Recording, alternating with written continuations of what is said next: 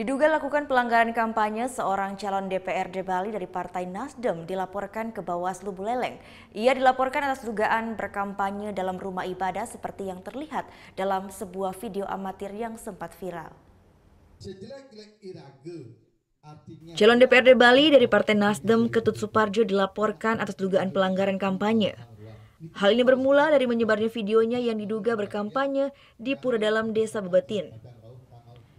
Sentra Penegakan Hukum Pemilu Bawaslu Buleleng bergerak cepat menanggapi laporan ini dengan memeriksa Ketut Suparjo.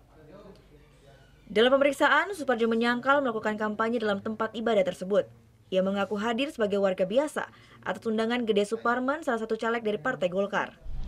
Tidak ada kampanye karena yang ada di sana adalah menyerap aspirasi, begitu juga menyerahkan dana hibah yang dimediasi oleh anggota dewan kepada krame-krame dadia yang ada di Desa BBT. Bawaslu Buleleng juga memanggil beberapa saksi atas laporan ini. Salah satunya mantan Wakil Gubernur Bali Ketut Sudikerta. Sudikerta sempat terlihat dalam video viral yang berdurasi 1 menit ini.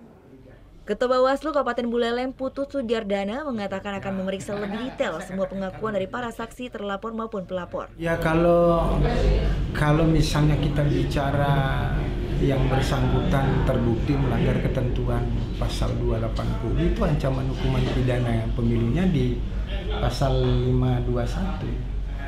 Jadi bisa ada pidana dan denda.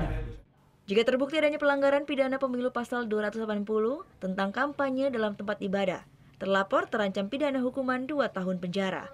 Putu Wijana melaporkan untuk NET. Oh yang beneran? Iya, oke. Nah, udah kan untuk beritanya? Jangan lupa di-subscribe, di-like, dan juga di-komen ya akun YouTube dari Net Bali. Terima kasih udah subscribe. Yang belum, jangan sampai lupa. Di sebelah sini nih. Subscribe.